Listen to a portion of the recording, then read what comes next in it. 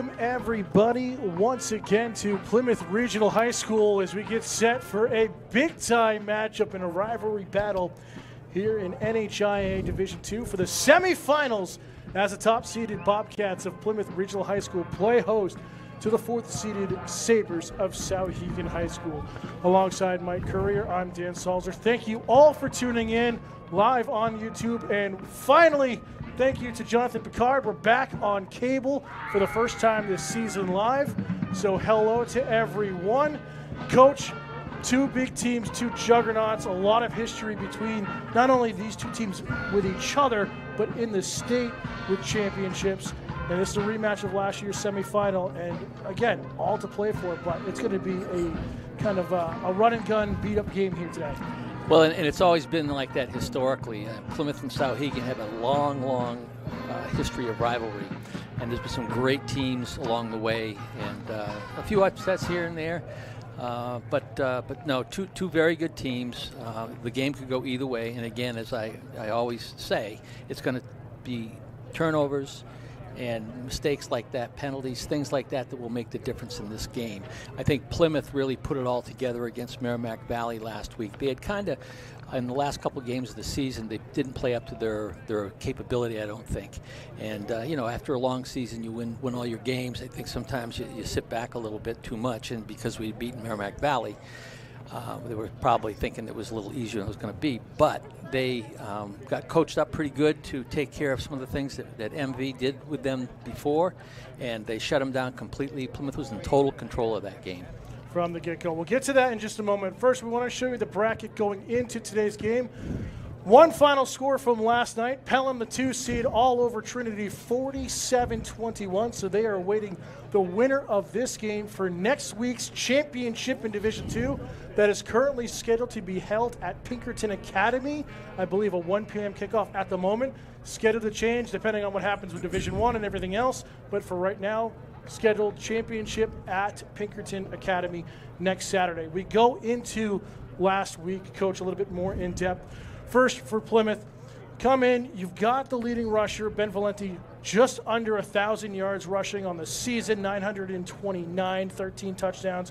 Robbie Thorne, about 550 yards on 73 touches, 18 touchdowns. Last week, though, Valenti 53 yards, Thorne 58 yards, a touchdown for Valenti, 2 for Robbie Thorne, and they're really the driving horse of this offense. I mean, once you get inside the 5-yard line, it's pretty hard to stop Robbie Thorne. Yeah. I mean, the guy falls down, he's across the goal line. But, no, they're both very good running backs. They've been utilized very well by Coach Sanborn this year. And there's also the other running backs who have had a great season as well, and it really mixes it up so that you've got an inside and an outside game, and it's hard to defend against them. Yeah, talk about Tristan Patridge. He comes in 437 yards on this season. Diamond himself as a quarterback, 215 yards. A slew of other guys with over a century in rushes. But you look at Diamond last week, did get pulled towards the end because of the score line, allowing Gavin Sanborn to get some playing time in a playoff scenario. But Diamond hitting the century mark in passing, one of the few times this year he's done so, and that really opens up this offense for Plymouth. Well, Luke Diamond is the extra variable that when he is utilized to his fullest, which Coach used him much more in ways that he hadn't used him early in the season by design, he changes the game because he can roll out, he can run, he can pass, and a lot of things that he can do, and he's a tough kid. So I think when you see more of him in a game, it's certainly Plymouth's advantage and difficulties for the defense on the other side. And we talk about the other side, and this is a Souhegan team that not only wants revenge from last year's semifinal loss here, that battle down to the final seconds, 28-26, I believe, is the final of that game, but they want some redemption from the overtime loss at home against Plymouth earlier this season. Well, absolutely. And, they always say it's difficult to beat the same team twice in a season. Of course, Plymouth, beat them the first time around during the football season this year. But, when it comes to the playoffs, these are one games. it's one game, and you put it all out there, and you prepare for it. And Plymouth is well coached as any team in the state. I don't care what the division is, and they're going to be ready, and as will Souhegan. So again, it comes down to who makes the mistakes, turnovers, and that sort of thing. And again, Souhegan coming off of a dominant 34-6 win over John Stark in the quarterfinals last weekend to get back to the semifinals here today. But they're led by a really powerful quarterback who some, deemed as this backup last year, really is taking control after the transfer out of their previous quarterback in Mike Biango. And he is someone Plymouth's really going to have to keep an eye on here today. And he's only a junior. The majority of receivers that he has are juniors as well. So we're going to see much more of this young quarterback, not just this year, next year as well. So they've got a strong team. They're going to be losing, I think, 12 seniors, but they've got a ton of sophomores and freshmen coming up, as well as a good nucleus of juniors who are actually starting this year. Like that, you've got Radulinas, one of the top running backs in the state. Also, Braden Hickman as a wide receiver. So you've got really three key core players that Plymouth has going to have a difficulty, whether you go a double team or how do you kind of work with a defense there with so much firepower. Yeah. And I think that, against a team that can run like that and pass like that, it's going to be first step off the ball. I mean, you're going to have to penetrate. You're going to have to make things happen before they can set things up. So we look at things, a couple of minutes, you see Souhegan finishing up with a team huddle in the end zone right now. Plymouth traditionally continuing on with their warm-ups right up until the coin toss. And Coach, if you're looking at the players, you take a look back at the last game in the regular season between these two, with Plymouth getting that overtime win. Is there an underdog that we haven't really talked about, that we really haven't seen, that's going to stand out for you for either team here today? I don't know. I think that, in terms of underdog or not seen as much, I think Ryan Diamond's your guy. I think his play is going to be the tipping point, I think, for Plymouth, because he's going to probably be doing more things that he can do than he was doing during the regular season. And I'm sure that, Coach Sanborn you don't want to show too much during the season of what you got. So you kind of hide that as long as you can. I mean, if you have to pull it out, you pull it out. But Plymouth really hasn't had to, and they've even in the last two games that were tight, they stepped up, and when the chips were down, they won. You look at things, Tristan Patridge, in that game against Souhegan, a career game, over 100 yards in rushing, a couple of touchdowns. He could be someone that Plymouth might have to rely on if the likes of Robbie Thorne and Ben Valenti kind of get shut down at the line. Yeah. Well, when they run the traps, and when the kids, I'm sure that the defense is going to key on Ben and on Robbie Thorne, and if they take their eyes off off the other kid, he's going to be gone in a heartbeat, because he has good acceleration. He's quick off the ball and very instinctive as he runs. But Plymouth has a tendency to give up some big plays in some key situations. We saw that at Souhegan, that 85-yard touchdown. We saw it at St. Thomas in the regular season finale, that 83-yard touchdown give up. So it's all about that positioning and how well the defense can communicate in that secondary. I think it's going to be key here today. Well, you're right, and I think that one of the coaches told me a week or so ago that you had the defensive secondary has had very, very few penalties. And, that's wonderful in one sense, but it also means they're not as aggressive as they could be in their play. And I think that some of the things that they've got beaten on with the pass has been the lack of intensity. And the kids are trying to do all the right things. They're giving 110%, but they're not as aggressive as some of the past secondaries we've had. See what is going to happen. You see on your screen Plymouth on the sideline getting ready for the coin toss and national anthem. Souhegan still in the end zone off to the left of your screen as we wait for them to get over to their sideline. And it's kind of that little bit of gamesmanship right up until here, 52 seconds on the clock left in warm-ups. And it's that gamesmanship already playing between these two teams. Yeah, tempo, pace, things of that nature can come into play. It's like you watch a pitcher and a batter, at least before the 20-second rule for pitchers. they can step out of the box. They can do things to throw off the timing and whatnot. And I think you have your teams that utilizes that sort of thing. I can remember back when I was coaching at Plymouth State, we had Western Connecticut come into the cafeteria for a pregame meal, and they all walked around the perimeter of the cafeteria staring at us like we were going to be intimidated. Unfortunately, we beat them. Unfortunately for them, we beat them 21-0. But there is that piece of intimidation that teams will use. Yeah, again, it goes back, not football, soccer for me at Plymouth State. I remember my freshman year, last regular season game or close to it, heading into November. It's snowing or it's freezing cold. We're out there in shorts and t-shirts warming up, and Eastern Connecticut State comes in, bundled up, and they couldn't compete. It's that intimidation factor. You are right. Well, you'll see one of the guys that wears shorts, I think he might wear them year-round, is Mark McGlone, Cabby McGlone, who always refuses to wear long pants during football season, even in November and then early December. Well, someone who couldn't be here today, a good friend of ours, and is watching from home right now, Coach Mike Beliveau, former head coach from 1995 to, 2012? Coach is going to text me if I get that wrong, but multiple state championship winner with Souhegan, new assistant coach at New England College with their new program that launched this year. So, Coach, hope you're getting well. Sorry you couldn't be here today, but hope you enjoy today's game nonetheless. So the captains will make their way out to midfield, getting ready for the coin toss. Nossaman, Diamond, and Crane, captains for Plymouth.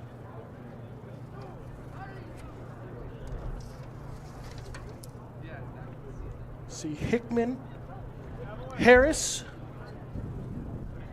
as two of the captains for Souhegan. Also the likes of Arbogast, number 50 there on the right side of your screen. He'll make the call.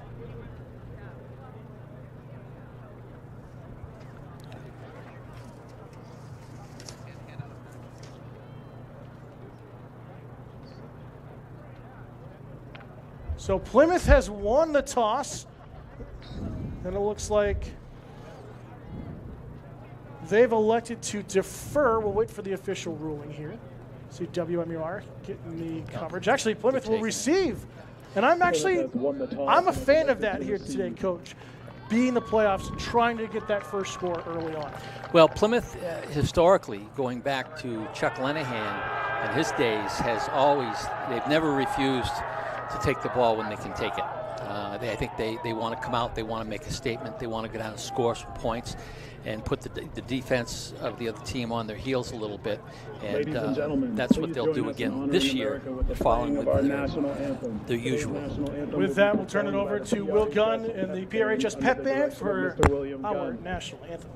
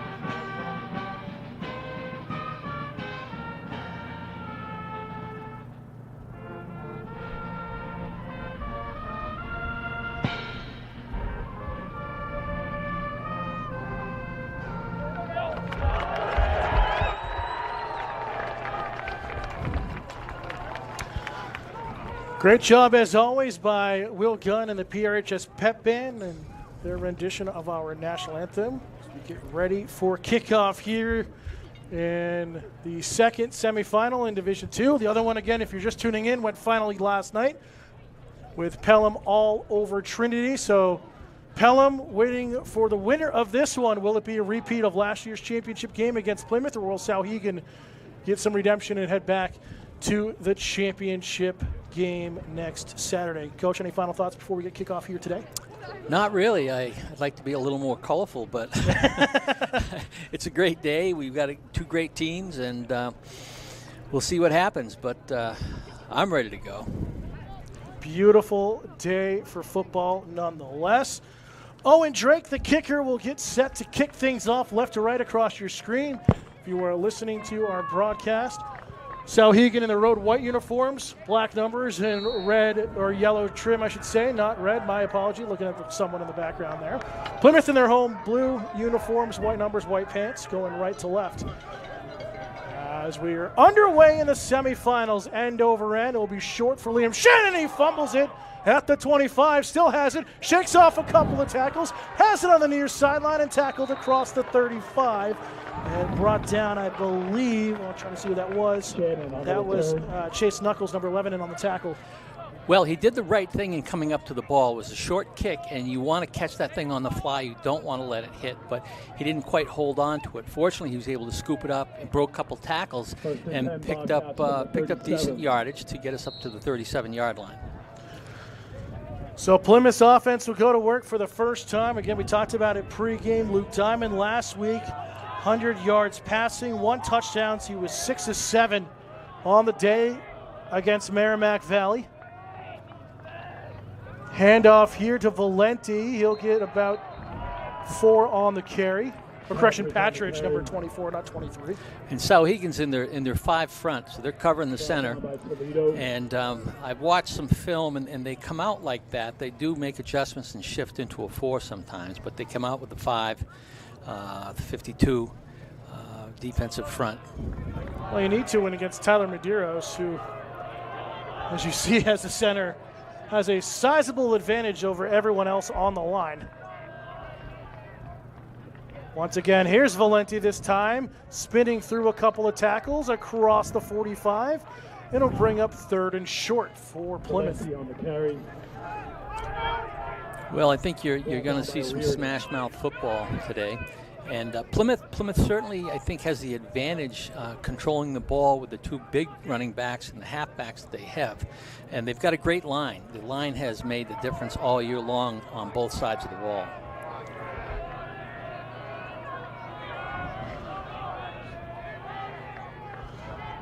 Third and 2. Handoff going to the left side and nowhere for Patridge to go. Right in there was the likes of Aiden McGrath, number 1, for the tackle. And it'll bring up 4th down. I think that probably was based on the response by the defense was based on some film work they've done, because there's been tendencies to see Plymouth go that way, but normally more successful. But they're going to go for it on 4th down. 4th and 2 here from the 45. Handoff, Robbie Thorne cutting up, spinning through into the secondary, and he's across midfield. A gain of about 8 on the carry, and easily a Bobcat first down. He's not Diet Coke machine. He is a Coke machine. He's the real thing. Pretty hard to stop that 230 or 40 pounds of him when he gets up ahead of steam. And again, the line did a great job. They went off tackle. Off tackle is a great way to go against the 50 defense.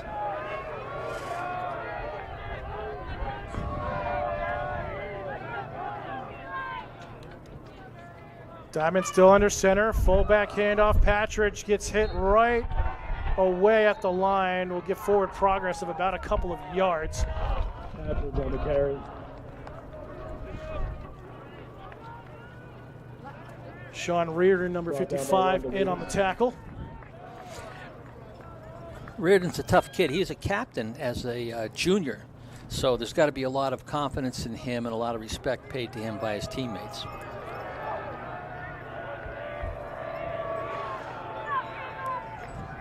All of the secondary up within 7 yards of the line of scrimmage. Handoff here. Patridge dancing through the line.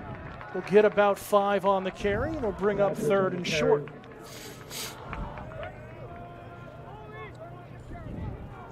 And we're certainly in 4-down territory here.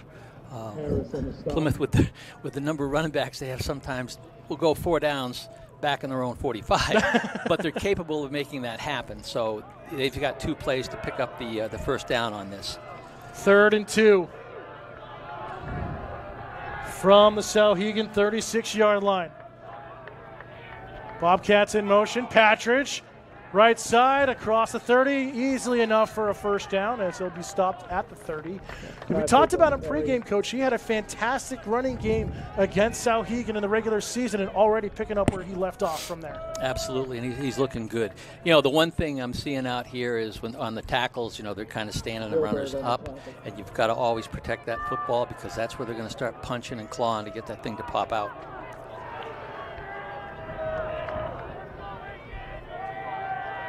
You had pretty much all 11 guys in that box right there. Handoff right side as Thorne maybe gets 3.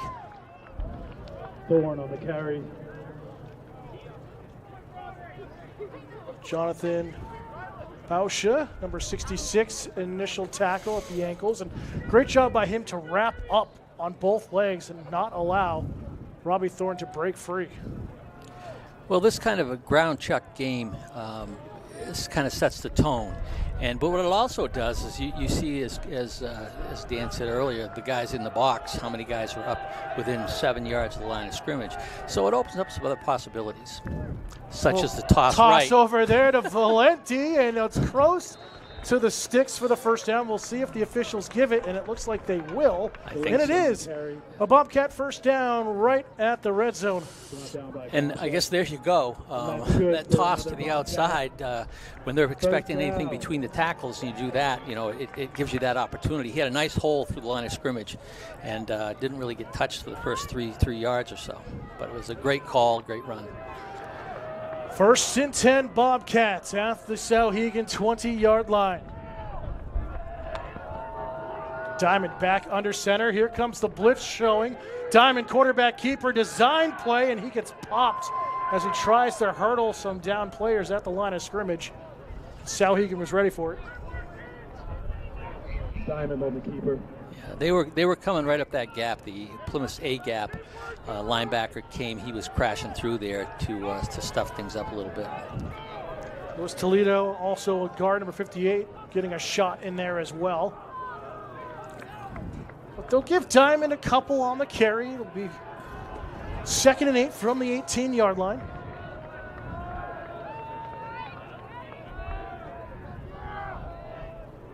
Slow burner, close to a fumble on the handoff. Patridge will get a couple more on that rush. And Plymouth just grinding out the yards here, already under 6 minutes to go in the first quarter in the opening drive. And that was a straight dive pretty much. And against the 50 front, that's a decent play because it's a quick hitter. You get through the line of scrimmage and you can usually get pretty good yardage. So that was run pretty well. 3rd and 5, Bobcats deep in Sabre territory.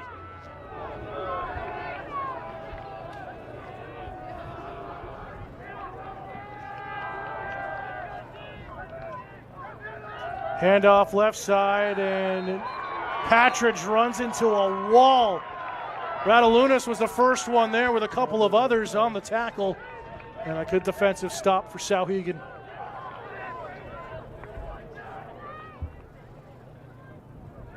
Brought down by Reardon and Hickman. Reardon Hickman also, as you hear, in on that tackle. Well, we're looking at 4th and just under 5 yards, and in order to make this happen, not sure the straight ahead run is going to work. They may have to do something a little different, but I know Coach Sanborn has got a whole stock of plays to go to. 4th down. Diamond going to roll out, throw to the left, and finds Jackson Rainier. And it's a Bobcat touchdown. We're going to actually do a legal name change for Jackson. We're going to change that first name to Money. Because that boy, when the ball's near him, he's going to catch it. And when you saw the second effort, he got across the goal line. That was a great call by Coach Sanborn, very well executed. The receivers, there were two in the general area, but they were not too close together, which is the way you want to do that to create separation. And Jackson grabbed that thing and dove into the end zone. Now, sorry, replay a little bit tight on that angle. We'll see if we have a different one for you, but nevertheless, 6-0. Here's the kick for Luke Legacy, and that one is a mile into the sky and good. And a 7-0 Bobcat lead on the opening drive, going 64 yards. From the hill. And took it most of the first quarter. 4:24 left in the first. Yeah, and I'll tell you, Legacy boomed that thing through, and I think that has been what has made some differences in. He's missed a few extra points and just kind of chip shotting it in. I think he's got to step through and boot that thing like he just did, and nobody's going to block it, and it's going to go through. So now we'll see the likes of Souhegan's offense for the first time today. We'll see what they can do for the kickoff return.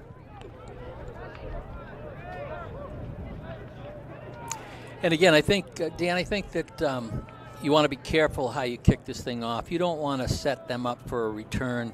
I think that he may pooch it or he may line drive it, but giving them the ball with room to set up is not a good thing. They have guys that can take it to the house anytime. And it will be a little pooch to the near side. Fair catch signal caught by the likes of Knuckles at the 30. And I really like that because you had so much depth back there. You had Rattalunas, you had Brody Smith, also that second lineup with Grant Harris and Liam Fisher. Just so much power to run for the back there. Plymouth's going to be going short most of the afternoon on kickoffs. Well, and that's just it. They've got the ball on the 30-yard line. If you get the ball back to the 5 or the 10 on a kickoff, and then you've got a full head of steam with the back returning it, it's a little more difficult to stop them, and it creates opportunities for them to get big gains and bigger gains than starting at the 30-yard line. So here we go. Wesley Fiango for the first time today in the season had just under 1,500 yards passing. Last week, 80 yards passing, and that was a nearly great block pass by Mr. Coke Machine himself, Mr. Thorne. Bobby Thorne doing well on both sides of the ball here. Liam Shannon giving him a little tap on the helmet. They were trying to run a slant pass with their wide receiver. See the replay here. Oh, Eli Crane was about a half step behind on diving for that and getting the interception. So in the shotgun. Dango, good snap, quarterback keeper. Design run play. He'll get out to about the 35. And that's their go-to play. The quarterback I believe he has more rushing yardage than anybody else out there, and they love to do that with him. Spread everybody out, and then let him do that quarterback draw. Third down and 5. Unofficially, from what we have from NH Sports Page, second leading rusher in the regular season, 517 yards, right behind the likes of Rattalunas. As again, here's Rattalunas with a carry. It gets maybe one. And Cooper Legacy, number 38, in there quickly on the tackle. I'm a little surprised about that play selection, but Brought down in the backfield. it must have worked at some point before. But now it's fourth down, and I doubt very seriously if they're going to go for it. But if they do, they're getting the personnel change. But it looks like they're gonna go split. So they're gonna stay with it fourth down here in the shotgun. Well, he's hard calling. He's trying to get an offsides from Plymouth, and Plymouth is not biting. Nope, they're gonna have to burn a timeout here by the looks of things. Yeah, that's gonna burn down the play clock here.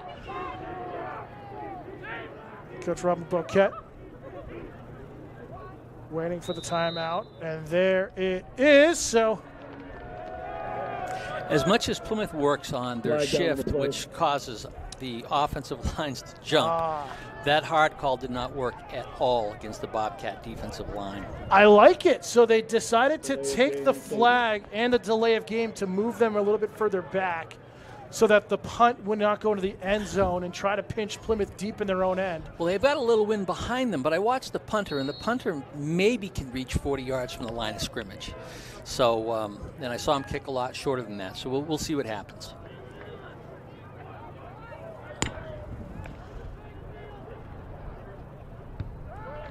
So good punt from Hickman. Friendly bounce right into Logan Marsh's lap across the 40, and it gets pushed out of bounds short of the 45, running right into Lincoln Wilkins, number 42. So that punt really was not that long, and Mr. Marsh was able to pick it up on one bounce and pick up a few yards after catching it. So Plymouth's in a good field position at about their 44, first and 10. And that's something you got to be aware about too, because Marsh and Shannon have had struggles on special teams in receiving some of the kicks and punts over the last few weeks. So nice job there from Logan Marsh to hold on to it, as the Bobcats offense will go to work for the second time today after forcing a 3-and-out. Patridge across midfield. Looks like the ball may have came popped out. Souhegan wants it, but they're going to say Patridge is down by contact. Yeah. Well, thank God. And you've got to really, these are the things that turn a ball game around, momentum and everything else. So that was fortunate for Plymouth. They got to really take care of that ball. That was a quick hitter with the halfback and right up the field, which works well again against the five-man front. 6-yard carry for Patridge, just north of 2 minutes to go here in the opening quarter. Already moving right along in this run-first game. Hand off, Patridge cutting up inside, gets the first down and more, but they're going to say again, down by contact as the ball popped free. I think they may have recovered that with a first down. I think they did get the first down, but they got to hang on to that football. Don't know if we have a replay of that. I don't think we do. First down, Bobcats.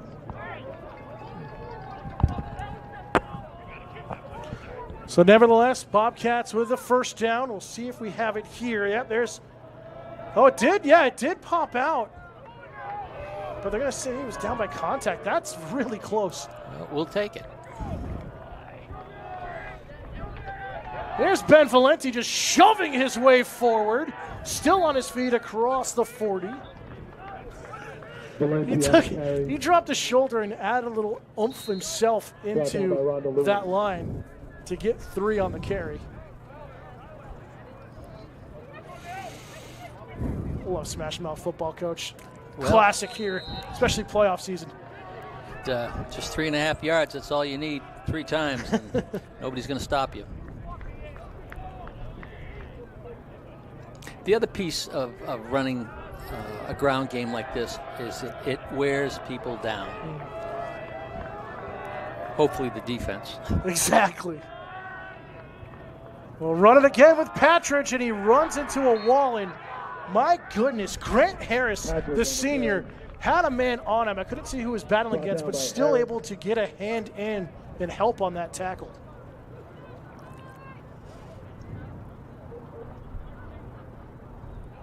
Third and 5 here from the 38. And again, we're probably looking at 2-down territory. But Plymouth needs to keep this going. They don't want that momentum to swing to Souhegan in any way. Most likely the final play of the quarter, sub 30 seconds remaining here in the first. We'll toss over to Robbie Thorne, slips past one tackle, nearing the sticks. He'll be about a yard or 2 short. Thorne on the carry. But we're going to look at 4th and short from about the 33 or 34. Let's see where they mark it. They'll put it at the 34, you're right. So 4th and 2, depending, really 4th and 1.5. But that'll be the end of the first quarter. Bobcats having possession right now, having the possession of the clock as well. Opening score drive, 64 yards, capped off by Jackson Rainier's touchdown catch, and that's where we stand at the moment. It's Plymouth Regional 7, Souhegan 0. You're watching Bobcat football and the NHIA Division II semifinals here on Pemmy Baker TV. Back for the start of the second quarter, 4th and officially 4th and 1 here for Plymouth. Dan Salzer alongside Mike Courier. And there comes the blitz through. Souhegan looked like they've stopped it, and what a perfectly timed blitz from Grant Harris, number 22. Well, they'd gone back into they'd gotten into a 4-front with 4 linebackers, so that gives them a little more capability of doing some things such as stunting like that. And they picked the right hole, and the kid was in there and made the stop. I saw him out of the corner of my eye rushing up, and perfect timing from Harris. So a turnover on downs, and we'll see Souhegan's offense go to work for the second time today after going 3 and out quickly in the opening quarter. Again, winner of this game, if you're just tuning in, will take on Pelham in next week's championship game at Pinkerton Academy. Smith in motion, handoff, fumble. the middle, the ball's loose. Quarterback did pick it up, though. Viango fell on that one as he ran into Madeira. Some big gust of wind into our microphone. We apologize for that. Well, what we saw there was that was the start of an option. He faked to the fullback, and evidently I'm not sure if the fullback grabbed the ball too hard, but the tailback was headed to the east. Exactly. And quarterback would come down the line and run a pitch option off that. So that's something that we may see again very soon. Shout out to our production crew capturing the replays for you here today with our 2 camera setup. And that shotgun, little pitch out. Radalunas, he'll try to dive upfield, gets to about the 38, gain of a 4 on the rush. Brought down by Shannon. Shannon in on the tackle yet again. Boy, Coach, if Liam Shannon can continue to play as he's done in the second half of the season, he is going to be a true factor in the second half of this game. Absolutely. He's a tough kid. He's got great speed, good nose for the ball. Viango, throw out to the flat near side. Radalunas gets swallowed up by Legacy. And what was great about that play defensively is they turned him inside. Because outside, you got a shot at getting around the corner a little bit, but they turned that inside, and it was great inside pursuit with the linebackers and the corners, and they just swamped that. And just like that, yet again, another 3 and out punting unit coming on. Braden Hickman will be back to punt.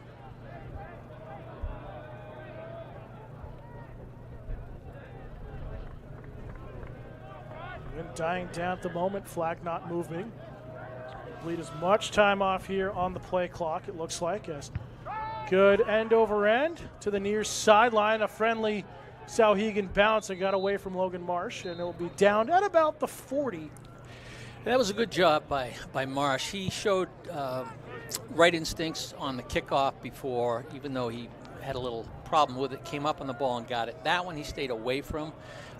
So there was no chance of the ball hitting him and then being recovered by Souhegan. So he did a nice job on that. But again, Plymouth's defense picking up where they've left off last week. Merrimack Valley, they really controlled that game. It was 42-0 for most of that second half. And here, they've held Souhegan to 2 drives, and both of them being 3 and outs. 1st and 10 for the Bobcat 40. Rainier in motion, handoff. Patridge gets tied up right at the line, spins forward for maybe a couple. Trying to see whose arm got in there. Patridge on the carry.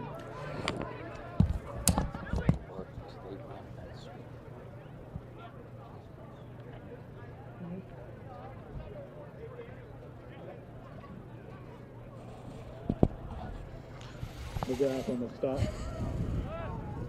So they'll give Plymouth a gain of 3. We'll move it. Bargwin out wide for the first time here today. Fumbled on the snap, and Diamond has to fall on that. And again, unforced errors have been a factor throughout the season at times, Coach, and Plymouth can't afford these here today. I think what's going on is that the snap is coming, but I think that the center's moving as he's snapping, which is what he's supposed to do. And I think Luke Diamond is pulling out just a little too soon to allow too much space. And he's really got to be tucked underneath there and ride the butt of the center up to make sure he gets that ball. So just like that, 3rd down.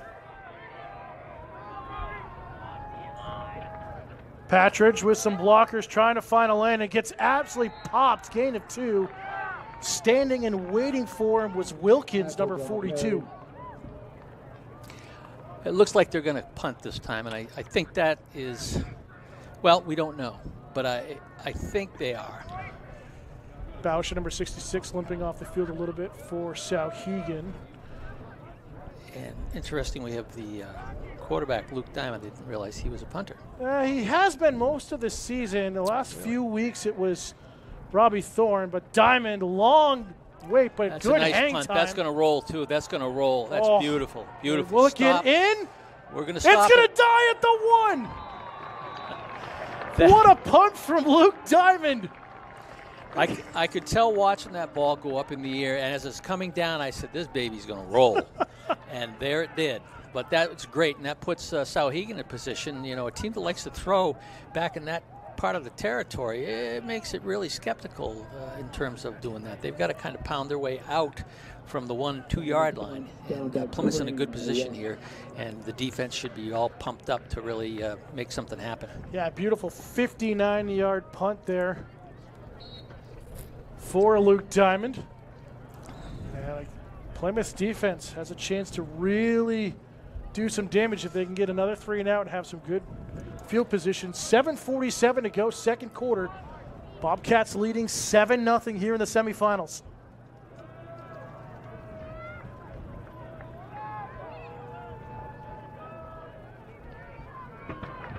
Vango staying in the shotgun.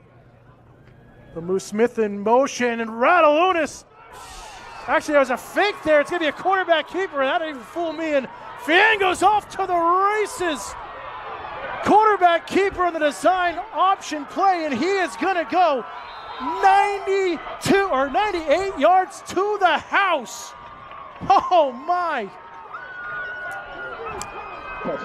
I thought that Rattlelunas had it, and Medeiros was able to wrap him up, but just slipping off on the near side, and Vango off to the races. Well, they like their quarterback to keep the ball and run, so that was a great, well-executed play by Souhegan. That's goal by number 9, Mike Sienga.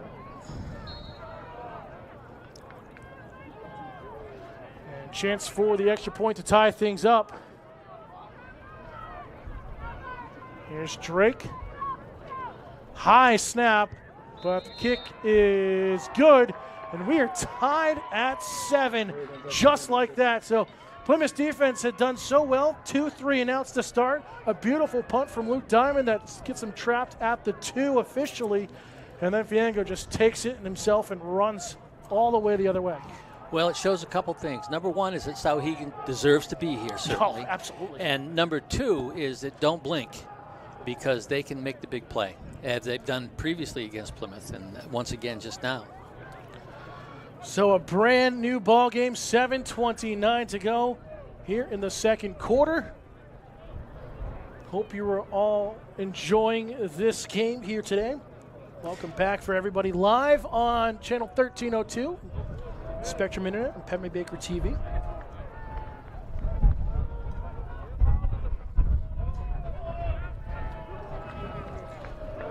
Also, a little shout out to Diane and Pep Austin. So again, if you guys are watching, it should be the day game on grass on a Saturday and not the night game on AstroTurf. Make sure you guys are tuning into the correct game here today. I'm sorry, your son told me to say it.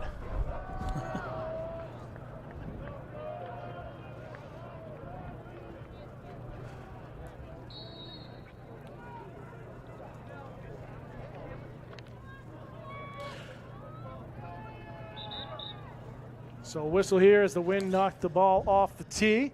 And the good news, he's kicking into the wind. So I don't know how high he'll want to kick it. He might want to keep it low in line drive. Shannon and Marsh back to receive the kickoff at their own 10.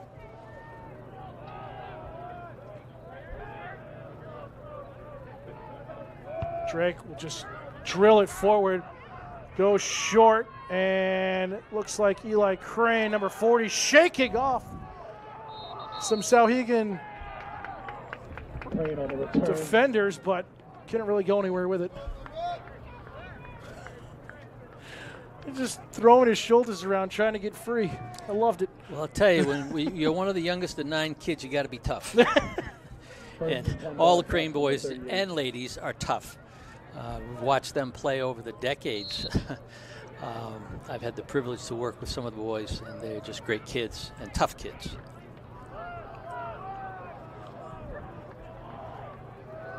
So Plymouth will go back to work, now tied with Souhegan at their own 38-yard line. Fullback handoff, and Valenti is popped right at the line of scrimmage. Once again, Grant Harris, number 22, quickly in on the tackle, and he's been a menace as a linebacker.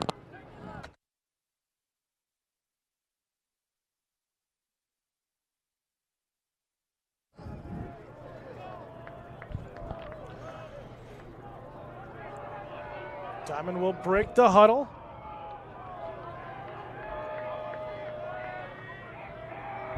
Staying with that jumbo package, handoff. And the rushing game, only a couple of more yards for Valenti. And 3rd and long. And stay with us at halftime. Special show coming up for you from my students in our Media 2-3 program. Bi-weekly newscast, things happening around the school. So stay tuned for that.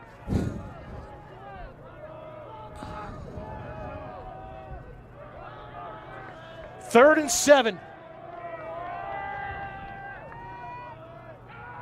Diamond gonna roll out under pressure, has to step back into the pocket, still trying to shake free, and after all that, gets back to the line of scrimmage and had no options open downfield. He had 2 receivers on the left-hand side of the field that he was looking to, but normally there's a shorter person that's shorter in the flat, and there was nobody there. So I'm not sure if that was a missed assignment or if that was the play, but he certainly didn't have enough time to let it develop to get people where they needed to be. So Diamond will have to go back to punt it away. And that's off the outside of his foot. And beautiful catch on the near sideline, but not where Plymouth wanted it to go. Caught nicely there by Aiden Bryant, number 63. Put him on the hands team there, Coach. But with that, Souhegan right at midfield to work with as they try to get the lead late in the first half, 5:20 remaining in the second quarter.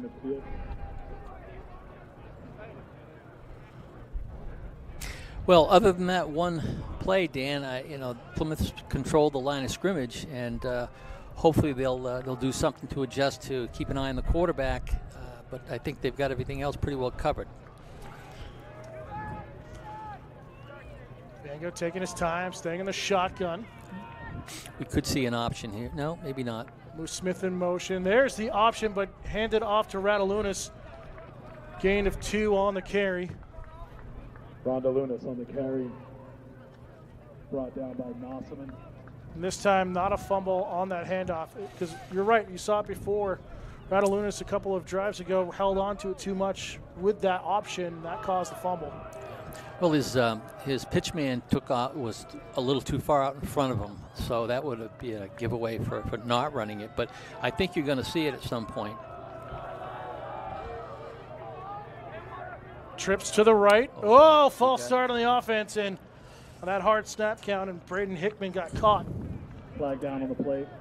So our second penalty of the day, really our first real one besides the Souhegan team taking it on 4th down. Referee Steve Hall here today making that call, and it'll bring up now 2nd and 13. Now they've got that trips to the far right, and they do some patent things where they use 2 of the receivers to block. Actually, they're all downfield now. They went empty backfield over the middle, wide open. Brody Smith, and just like that, Souhegan has taken the lead. 4:21 to go in the second, and 2 big plays, and Souhegan have control. Well, Jeremy Renier was getting beat on that, and then he slipped as he tried to go catch up. So that's why the receiver was so wide open. And, this is the thing. They have the ability to strike whenever. And he certainly had plenty of time to let that play develop.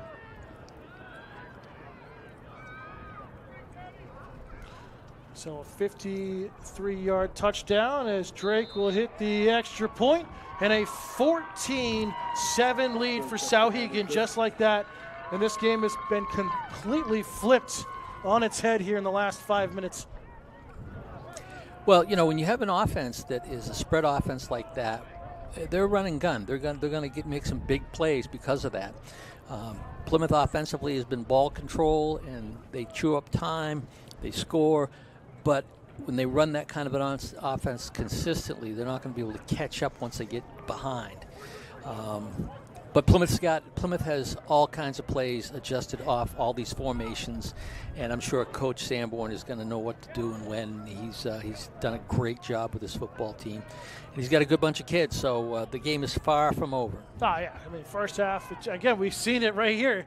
One play completely turns the game on its head, and we'll see what Plymouth can do to answer back as you get ready for the kickoff from Drake. But if you're Souhegan, you're feeling a lot more comfortable here in the second than you did in the first with how Plymouth was controlling possession. Well, you know, you can see when a team starts to smell the blood, and I think that Souhegan is headed that way. The momentum has certainly shifted, but Plymouth's pretty good at taking the wind out of sails, too. Driven. Goes back to Marsh. He'll pick it up on the hop at his own 20. Marsh finds some running room and pushed out around the 40. Marsh on the return. Good job there from Logan Marsh. Brought down by Wilkins.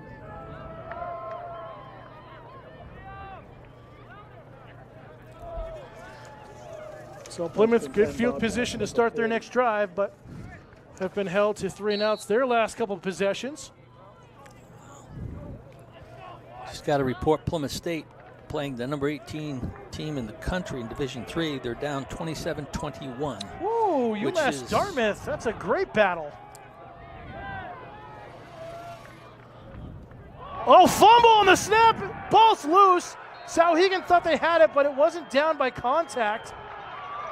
But they are going to say Souhegan recovers. Oh, things are falling apart for Plymouth here in the second quarter. I didn't think there was possession, even though we see it here. Marsh runs into Diamond. The ball comes free, and then you see it loose there, and yeah, it's gathered up by Souhegan. Well, it had to be on the loose before he hit the ground for that to be a fumble, and evidently that's what it was. Yeah, it definitely came loose, but I for some reason, with the live play from our vantage point, without looking at our giant TV for replay off to our left, thought the ball was still loose when they blew the whistle. But nevertheless, Souhegan, great work by their defense and miscommunications on the offense for Plymouth. They have fantastic field position at the Bobcat 35. Fiango, pocket collapsing, he gets swallowed up. A big loss of 8 on the play. And it's Robbie Thorne in on the tackle. That was a great defensive play, and that's the kind of pressure you got to put on this quarterback, because if he has time to throw, he's got great receivers, and if he has time to throw, he throws a great ball, and he's going to beat you.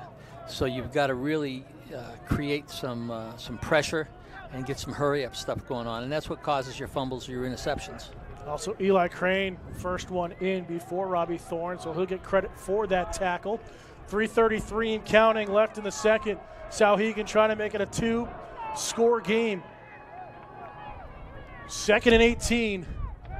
Fango will dump off here to Smith. Great blockers out in front, and he'll get wrapped up by Liam Shannon. Well, I watched the quarterback throw that in pregame, and he threw that pass to the same receiver, on a dime. So that's how you take care of the rush, is by you hit that stuff quick. Brody Smith with a touchdown as well here today, moments ago, with that reception. Fango, quick throw out to Smith. He'll bobble it and keep possession as Diamond now playing corner. And we'll push him out. Well, it was more than enough for a first down. And again, it's that quick pass, the quick out, and I think Plymouth has kind of struggled to cover that during the season. They did a great job stepping up to cover it against Merrimack Valley last week. But as you can see, I think we've got a different level athlete out here right now. We don't normally see Luke Diamond out there in the safety role, actually. Actually, they're playing a corner now. But with it being semifinals, quarterback keeper, Fiango trying to dance around through the middle. Gets a couple more. Flag on the play, coming in late. Well, there was your option. And Flag down on the play. I think 9 times out of 10, the quarterback is going to keep the ball because he is a runner.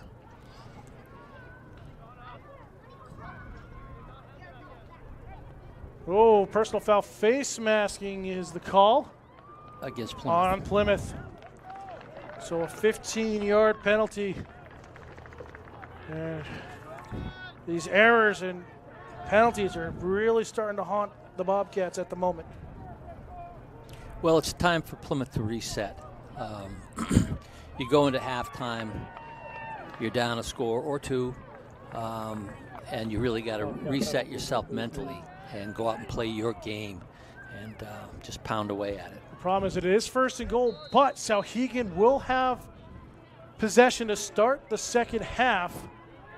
Since Plymouth started after winning the toss and elected to receive. So this could really swing things open if the momentum continues for Souhegan.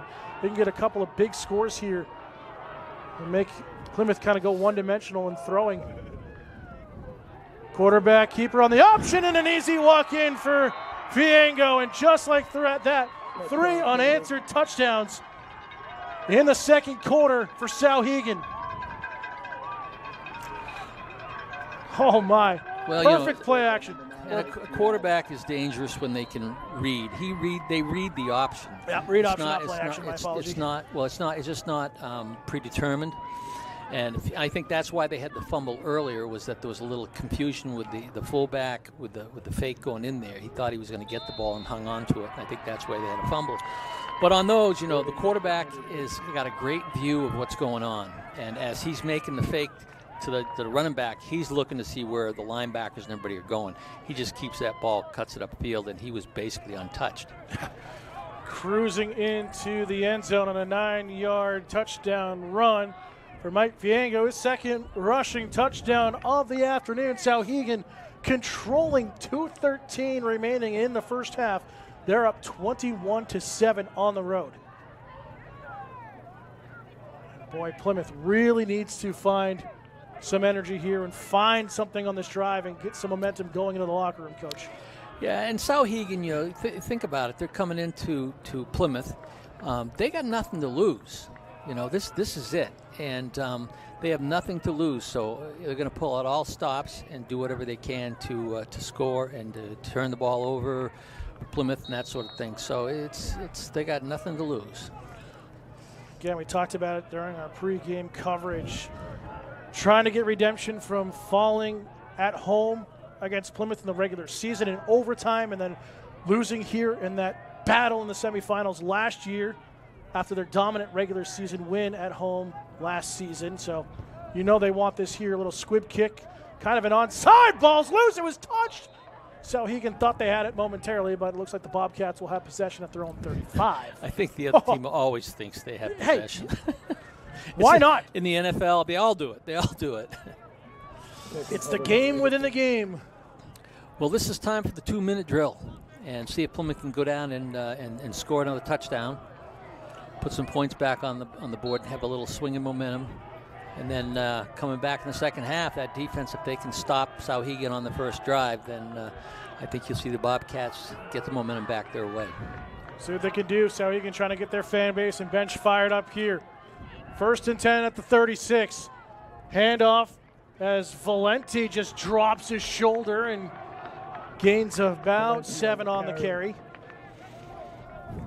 And Souhegan's defense have softened up a little bit. They went back into the 4-man front, and they've got their linebackers, and they're not all in the box, so to speak.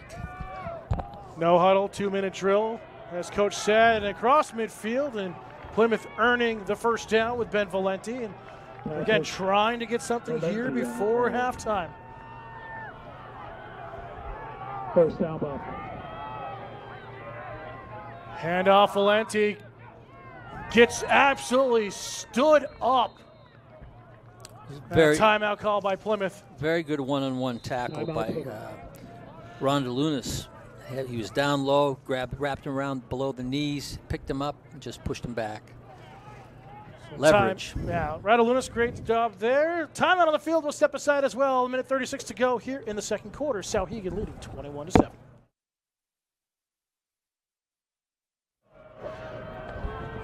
Back out of the first charge timeout to Plymouth. They'll have it second down and about, 5 here? Yes, sir. Yeah, 2nd and 5. Inside the 45.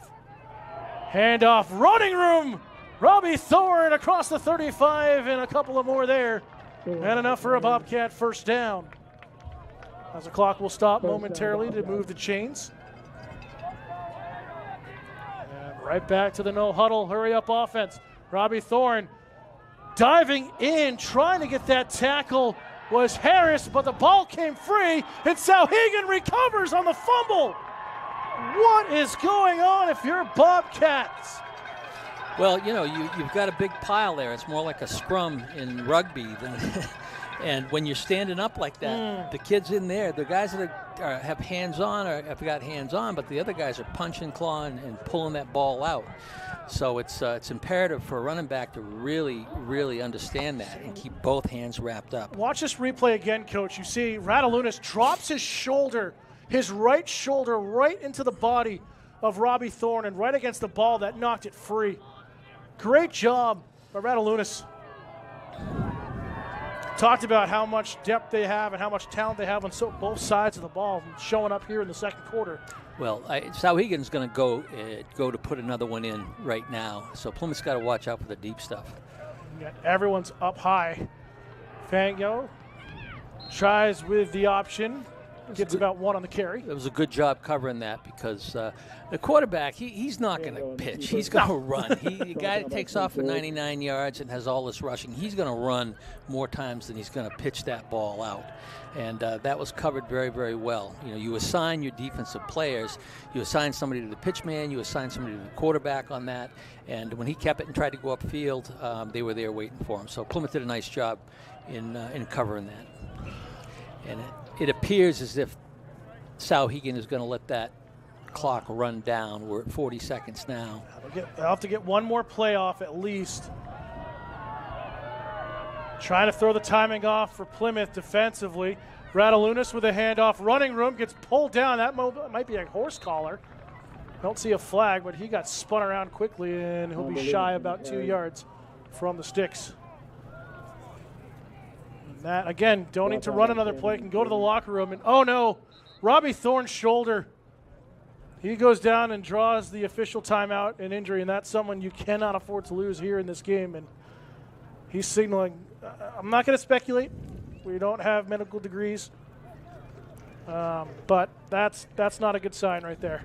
He was tapping and pointing to his left shoulder on that. So we'll see if Dr. Bruley can get him back out there in the field after the half, but I imagine he won't be going back out now. Dr. Bruley, don't let that go to his head. He'll take it and run with it. But nevertheless, Souhegan can let the clock run out because, again, they will have possession to start the second half. And that's what they're going to do. They're going to let the clock run out here, final 5 seconds. So a great opening quarter, Coach, for Plymouth. They have a 7-0 lead. They have possession for 99% of the opening quarter after only 1 3-and-out there for Souhegan. But all Sabres in the second quarter, 21-7 at the break. Well, you know, it's been an example of, Plymouth's they've turned the ball over, which has killed them during drives and set up 2 big plays for touchdowns right away. So it's all about keeping control of the ball and not having turnovers if you want to win. So Plymouth's got to tighten up on that and be ready to come out swinging in the second half. So with that, again, fans, I guess I could say now, it's still weird to get used to. Media 2-3 class here at Plymouth Regional High School puts on a bi-weekly news broadcast of things happening around the community and at the high school. And so this week, our crew caught you up on a lot of things happening around the school and also talk with the esports team. Be back in just a moment. Halftime, Souhegan leading 21-7. Welcome back, ladies and gentlemen, here to Plymouth Regional High School. Dan Salzer alongside Mike Courier and Coach Souhegan really taking control in the second quarter. 3 unanswered touchdowns. They have a 21-7 lead at the half. And besides that, what we've seen, what are some of the smaller details? We saw the big plays, but what has stood out to you from both teams here in the first half? Well, Plymouth came out in pretty much control of things when they went down and scored, and they were up 7-0. But then you had the 99-yard touchdown run by the quarterback for Souhegan, and then you had the 2 pass plays that the defenders just weren't there. They were wide open. But the other thing, too, is that Plymouth didn't sustain any drives. They fumbled the football a couple of times, and if you can't sustain control, you're left up to the advantage from Souhegan is they can throw the football and they play some wide open football. Plymouth's more conservative in that respect, but Plymouth has got all these other plays too. They can open things up more and do some things that I don't think Souhegan or anybody has seen this year. So I have a feeling Coach Sanborn's got these boys fired up to forget about the first half and come out smoking the second half, and we'll see what happens. Plymouth's got the goods, but you got 2 very, very good football teams that I think at the beginning of the season were expected to be in the finals or the quarterfinals, the playoffs at least, and you got it. I mean, the 4 top teams have all been very, very good in Division II this year. And you look at things, Souhegan will receive the kick to start the second half, and if you're Plymouth and you're Coach Sanborn, it almost feels like with the way this game has gone, you need to stop Souhegan now on this drive and not even give up 3 to have some sort of momentum, because you're almost going to be forced, if Souhegan scores, you're a one-dimensional, get it downfield throwing, passing team here the rest of the game, and that's going to really hamper your offense. Yeah, I mean, the momentum is obviously flowing down the Souhegan River and right now. But if Plymouth can do a 3 and out like they did the first 2 possessions that Souhegan had the ball in the beginning of the game, then they're going to get themselves restabilized, I think. And if people hang on to the football, I think Plymouth can reestablish that. But Souhegan's made adjustments to those plays from tackle to tackle, and they've shut that down considerably. So Plymouth's got other things that they can do to spread things out a little bit more, and I think they need to do that. And I'm sure that, the coaches at Plymouth High School are very, very good. The team's well coached, and they're going to do whatever they can to make the adjustments they need to get Plymouth back rolling again. You look at things, winner of this will take on Pelham in the championship game. Pelham with that dominating win last night at home, 47-21 over Trinity, the 3 seed. So Pelham tuning in here, watching, and right now expecting another matchup with Souhegan, but we'll see what Plymouth can do, because there's going to be a lot of pressure here, especially in the first couple of drives. Well, the thing I can say about Pelham is they got a chip on their shoulder, and they should have, because what, 5 straight championships between Division 3 and 2. But then Souhegan beats them, and they're not the undefeated team that they were at the beginning of the season, and they're going to be ready to come after Plymouth or Souhegan, whoever makes it through today, and they're going to be loaded for bear. They'll be playing with reckless abandon, and they're going to be a tough team to beat. Yeah, Pelham, their loss was, I think it was to Trinity. Yes. In the regular season. They beat Souhegan, but you lose that winning streak. Okay. Oh, boy. Okay, you're right. Well, I'm sure they took out revenge on Trinity last night. They did indeed. But nevertheless, we're set to go to start the second half of this game, as Legacy will kick off from his own 40. The teams will switch ends. It's end over end, a high one. And a return left side with some running room as Smith gets across the 40 out to about the 44. We'll see where they spot him. Well, the wide guy in the coverage, they didn't contain. He got caught inside, he got blocked, and that allowed the running back to bring the ball up the side of the field. So that was a blown return on part of Plymouth. That you need to contain outside on a kick return, and they did not do that. So 1st and 10 Sabres near midfield. And the option handoff, Radalunas across midfield, gets wrapped up by Nathan Lyons at the 48 of Plymouth, a gain of about 5 or 6 on the carry. Brought down by Lyons. Will be 5, so 2nd and 5 here. Again, also keep an eye on the collegiate level we talked about earlier, Coach, and a good battle over at Plymouth State University.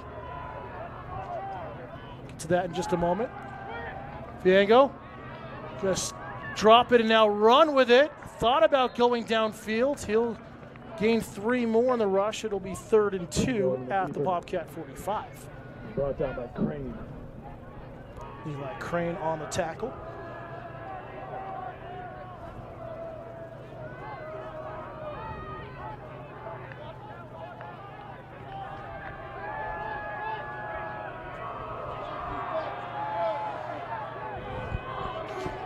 Souhegan staying with their shotgun. Smith in motion. Option, Radalunas with a carry near the sticks and should be enough for a Souhegan first down, and it looks like it will be. Well, I'm watching this develop, and they handed the ball off, but he was all set up to run that option, and I just have a feeling we're going to see that at some point in time. Again, when you have a quarterback that can actually read that option, it makes you that much better because he can really see the field and make the decision based upon what he sees the defense reacting to.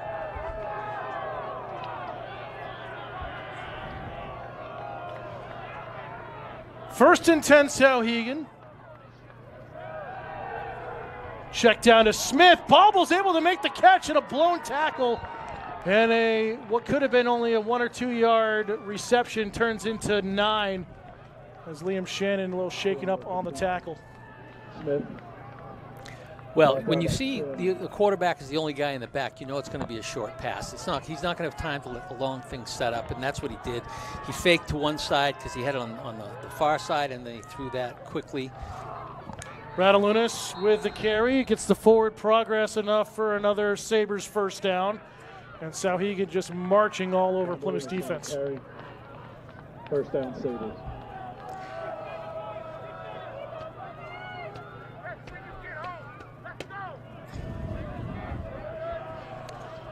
See some substitutions coming in for Souhegan. Get the personnel matchup. Aiden Reardon, number 6, coming in. First and 10 from the Bobcat 32-yard line. 4 wide receivers split evenly. Vango going to air it over the middle and no one home. His receiver slipped, and Smith well back by the 15-yard line there. And there was no flag. When I saw the receiver go down, I thought, geez, was there contact? But it looked like he kind of tripped either over the D-back or whatever, but he was down, and the ball was just thrown into the end zone with nobody around.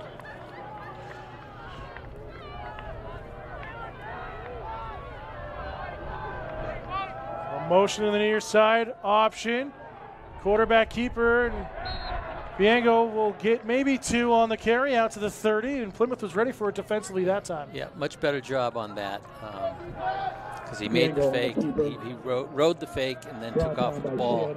But, I mean, I think that it's safe to say he's not going to pitch the football. He's a runner. He wants to run, and he's deadly. So I think Plymouth could expect that will happen more times than not.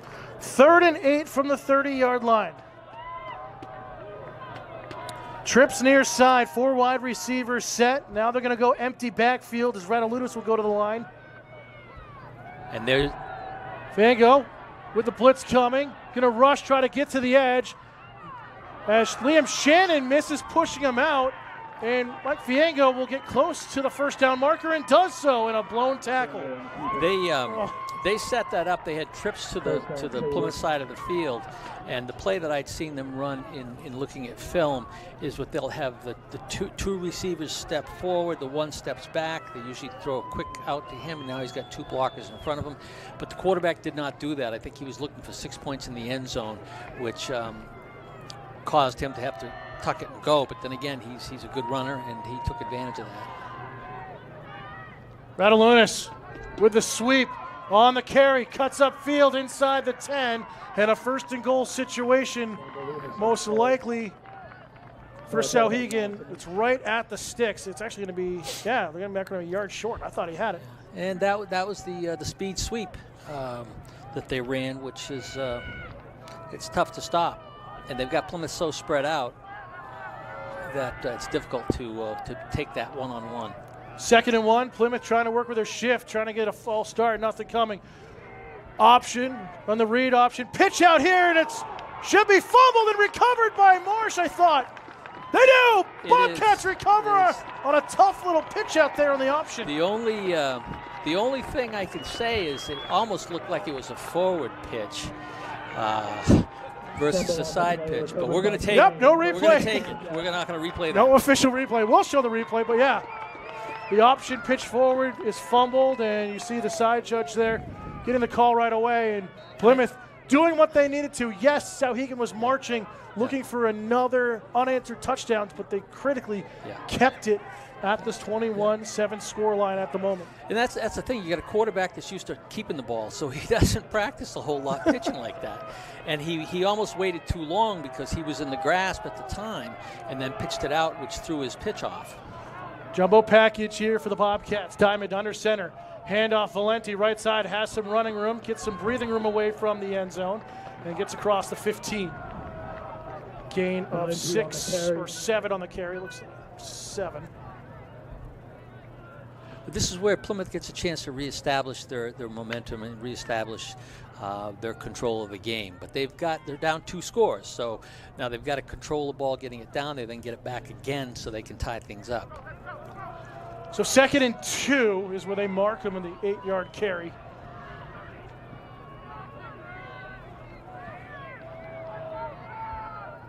Handoff Valenti, gets hit right away, but spinning forward should be enough, and is enough for a Bobcat first down. Sean Reeder, number 55, the captain, in on the tackle, had him right away. Brought down by Reardon. Liam Shannon checking back in. Under 7 to go, 3rd quarter, still 21-7 Souhegan after that very strong 2nd quarter of play from the visitors.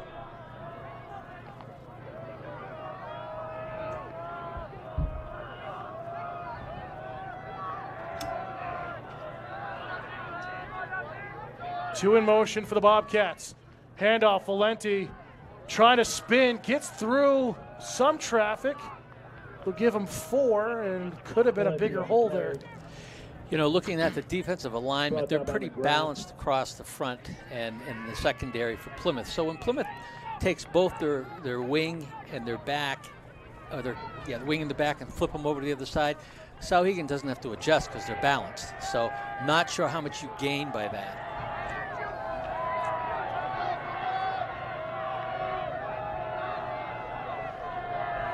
Bobcats trying to get something quickly here towards the end of the 3rd quarter.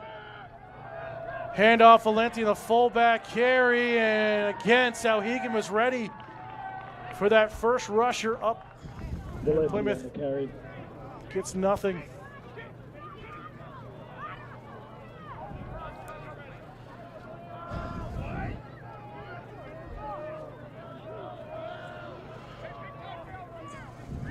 So 3rd and 6.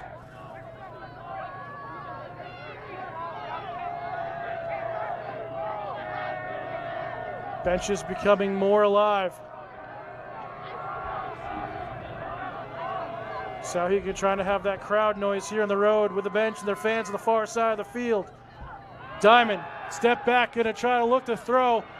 Has to scramble, uses his speed and gets to the sticks for a first down. A foot race that beat Wilkins there in time.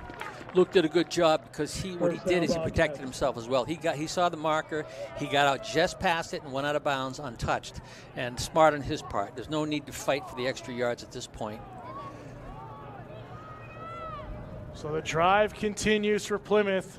Started back within their own 5-yard line. 1st and 10 from the 31.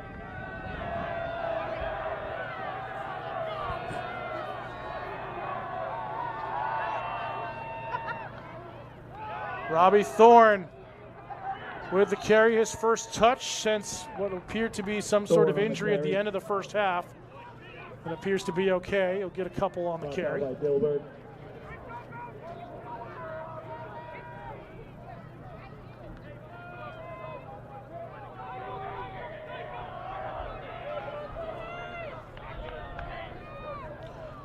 Diamond will get the play call, and we'll head to the huddle.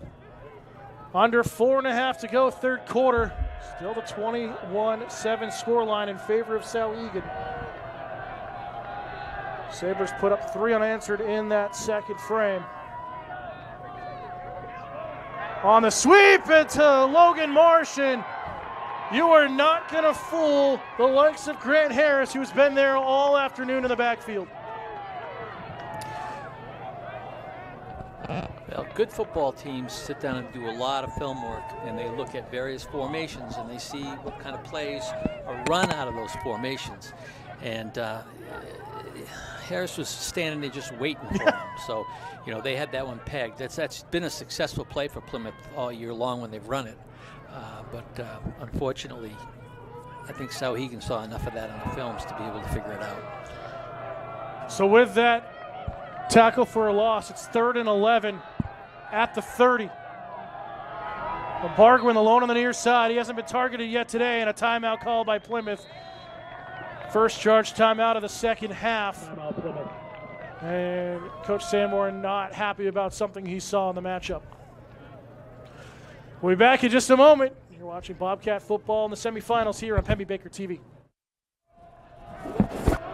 Back out of the first charge timeout by the Bobcats. 3rd and 11 here. A drive that started within their own 5 after the turnover. Diamond gonna roll out under pressure from behind and gets hit as he tries to throw. Was that forward motion? We're going to the Tom Brady tuck rule here. They're gonna say it's turned over and intercepted. That's well, I guess I don't want to be in trouble like Tom No, Brady. yeah, I go questioned that call. The arm was clearly going forward. Yeah. And he got hit as it was going forward. But we'll see the replay here. Our friends off to the side of the Learning Commons. Oh, it did. They're going to say it was a clean catch, though, on the forward. It did not fall. So Owen Wood, number 54, with a clean interception after that. And just like that, a very short field for Souhegan with 3:19 to go in the third. And you talked about it, Coach, pregame. Turnovers were going to be the issue. Well, there was the determining factor. With the rollout, there was absolutely nobody looking at the backside. A lot of times you have a guard or a tackle that kind of peels back a little bit to cover that sort of thing, but there was nobody there. And it was Hickman who's the leading blocker here. Radalunas just pulling the Bobcat defenders on his back, and he's pulling Emmett Nosson at number 54. Brought down by Nosson. So 2nd and 3 at the 20. And again, you still have a full quarter of action to go, but time's starting to become a factor against Plymouth.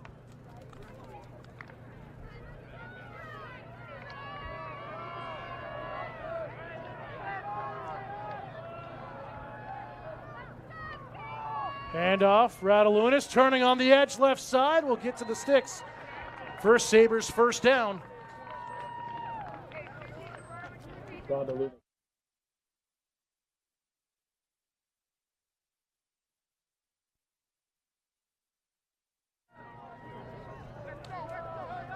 So another first down for Souhegan.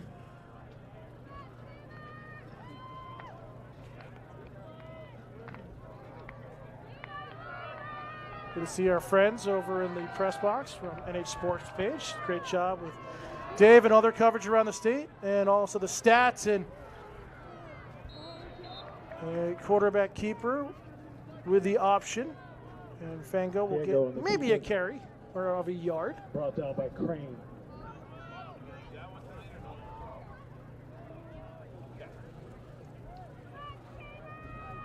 Plymouth desperate for a stop here. Had it on the last drive on a fumble on the pitch on the option. A touchdown here is going to make things very difficult for Plymouth heading into the fourth quarter. Quarterback keeper, Vango rushing forward to about the 10-yard line. They'll give him 6 on the carry. As we approach a minute 15 remaining in the third.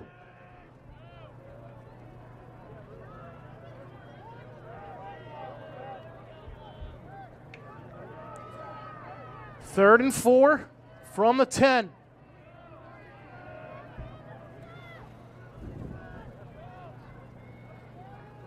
And the hillside has pretty much gone silent here, Coach. Well, it's going to be like that. But it's not over yet. Plymouth's got to pull it together here and make some stops. Radalunas on the sweep, dives for the end zone, and gets pulled down by Liam Shannon and a couple of others. Shannon just looks gassed out there at the moment, but he prevents a touchdown. But it's first and goal, Souhegan. Liam's kind of hobbling away from the pile a little bit. And he's been in almost every tackle. You see the replay here on that speed sweep, and he just got popped and got the wind knocked out of him with a helmet there of Radalunas. All these kids are going to leave it on the field because that's what you got to do. Yeah. It's Semifinals. There's nothing else to play for after today if you don't win. But it looks like Souhegan will just bleed the clock off to end the third quarter. 5 seconds on the clock. Oh, they're going to take a timeout? All right, so I guess the play clock was in the final moments. I didn't see the handoff from the back judge. But nevertheless, Souhegan will take their first charge timeout. We'll keep it right here with you with 2 seconds on the game clock in a first and goal situation, Coach. Yeah, it's now it becomes a different game for Souhegan. They are up by 2 scores, and the longer they can hang on to the ball and the more they can drive the ball with good ball control, the better it is for them because they want to keep the hands out of Plymouth. Where if it was reversed, Plymouth would be doing the exact same thing. So Plymouth's got to come up with some plays. We're looking at 12 minutes left in the season for whoever goes home, the loser tonight. But they've still got a lot to go. It's not over by far, and we'll wait and see. But now, if you're defensive coordinator and Tom Lamb, are you just bringing some sort of blitz, delayed blitz, trying to get something in the backfield of a turnover here? Something we haven't seen the defense do all season. I don't know. First and goal from the 2. Option, handoff. Radalunas, nowhere to go. Hickman came in motion. As that's going to do it for the third quarter, a scoreless third quarter of play. As we head to the final 12 minutes here in the semifinals, it's Souhegan, the 4 seed, 21. Plymouth Regional, the top seed, 7. You're watching Bobcat football in the NHIAA Division II semifinals here live on Pemmy Baker TV. To the fourth quarter we go here at Plymouth Regional High School at George C. Zulius Field. Alongside Mike Courier, Dan Salzer, and our entire fantastic staff here at Pemmy Baker TV, our full staff finally. Can't say that enough. It's so great to have the ability to have multiple cameras, full production here for you guys. Here we start the fourth. Second and goal. Quarterback keeper on the option, and a third touchdown of the day for Mike Fiango. His third rushing touchdown, and that is close to sealing it here, even though there's just the start of the fourth. It's a 4-possession game, or a 3-possession game. Touchdown scored by number 9, Michael Fiengo.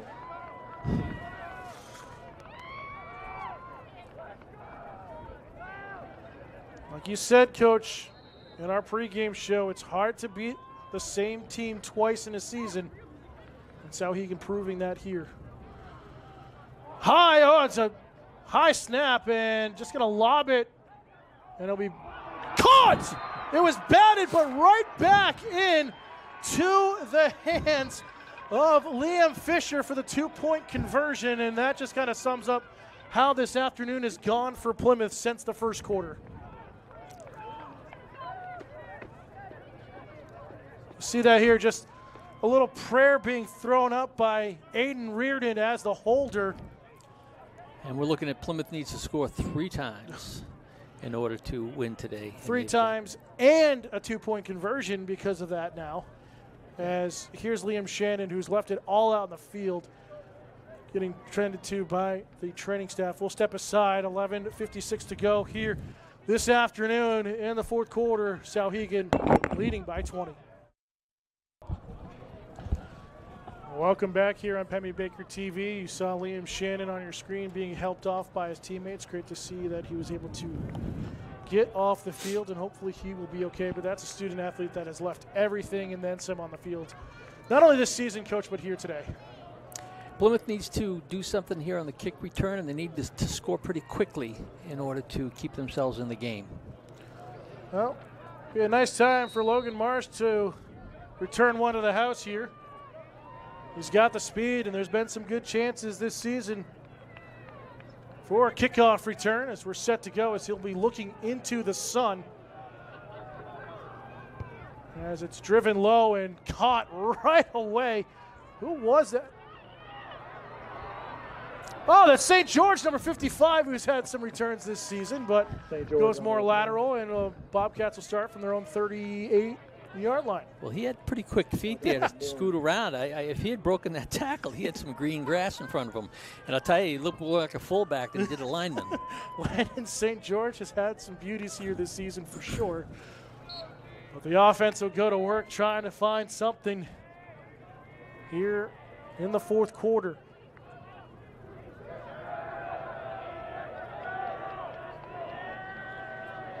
Diamond will get the play call. And we'll head to the huddle.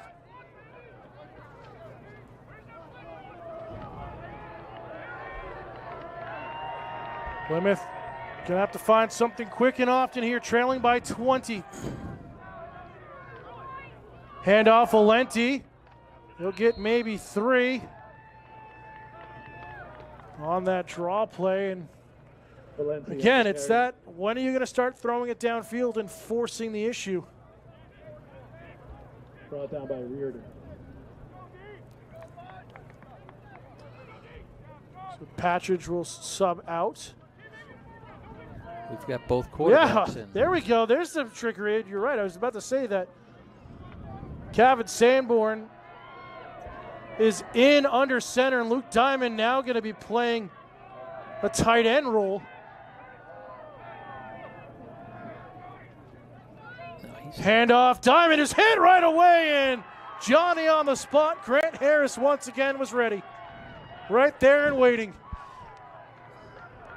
If you're Pelham, and this is how it's going to end up against Souhegan, he is someone you need to game plan for. Because boom, right through the hole right there. Untouched.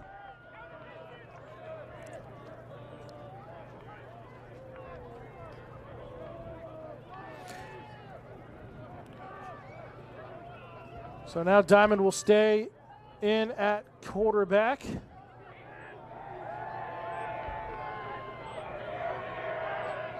we're back in the shotgun now. Pass protection, throwing over the middle and out of the reach of Jackson Rainier. Smith was the closest one to it as the defender. And it was double covered.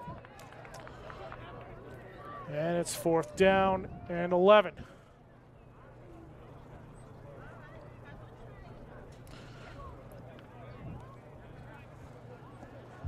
So 4 down territory the rest of the game. Clock stopped, 10-14 after the pass that falls incomplete.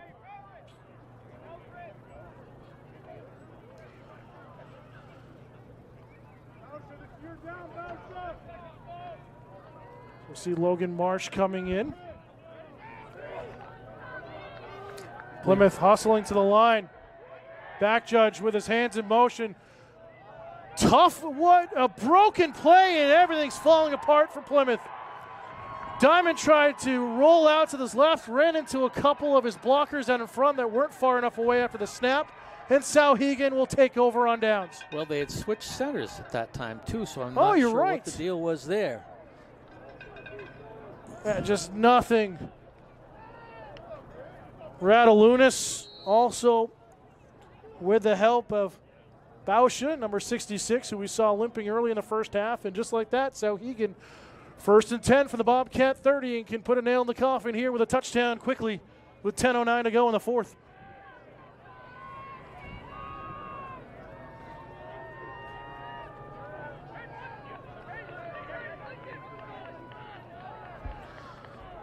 So the Sabres will go trips near side. They'll move Smith now in motion on the sweep. Handoff to him. Trying to turn to the edge. Got past Nossaman. Has a first down and more. A 15 or 16-yard carry inside the 15-yard line. They ran a speed sweep on that, and that was predetermined. But they were well set up for it. Nice job by the run back.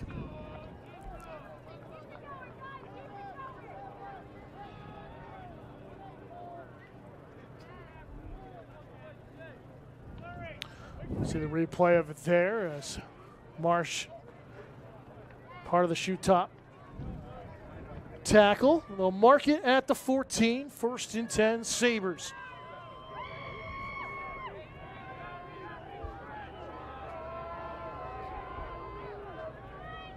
Radulinas on the sweep, runs into some Bobcats and gets slammed backwards. Forward progress gives him about 3 on the carry.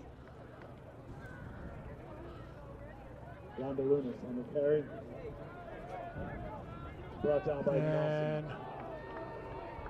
it's like Radulinas will head out.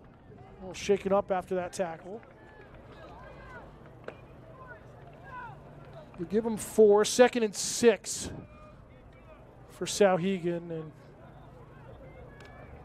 on the hillside here in front of us in the Learning Commons where we're broadcasting from, you can hear a pin drop.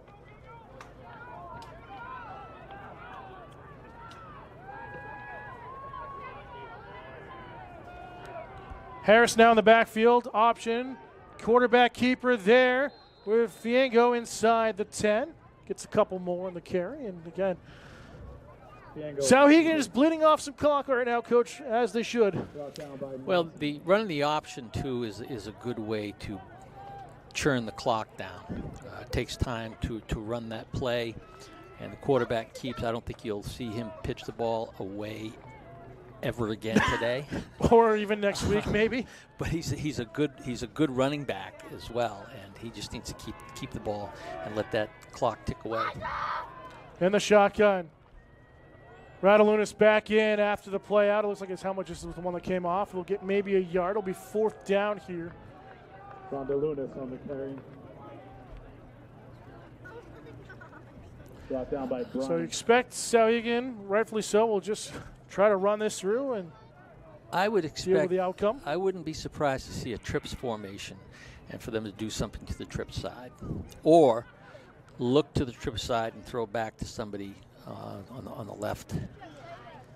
And again, it might be me as an old school type of thought, but why not try your kicking game? You're up 22 points with 7:20 and counting. You never know when you might need 3 points in the championship game if that's how it stands here today. I'm a proponent for that for sure, but it looks like Souhegan will just take the timeout instead. So we'll step aside. 7:10 to go here in regulation. It's all Souhegan as they lead at 29-7.